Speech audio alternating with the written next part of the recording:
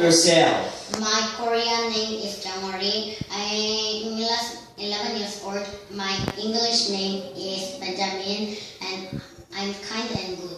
Okay. Tell me about your family. My father's name is Hagyang Lee.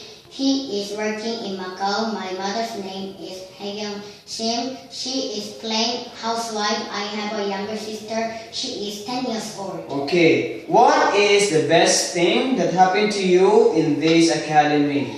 The best thing happened to me here in this academy is study English. Why studying English is the best thing that happened to you in this academy? Studying English is very important, and studying English is very funny, and it's fun learning English. Okay. How is Victoria's house? Victoria's house is very good because even though I study very hard, but they still give us time to play and enjoy on and weekend, and they always bring us to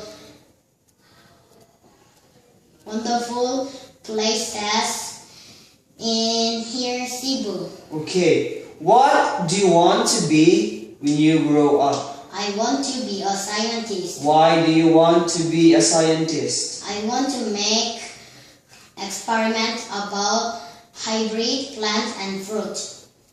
And I want to make my own laboratory because I think every scientist has their own laboratory for their experiment. Okay, very good.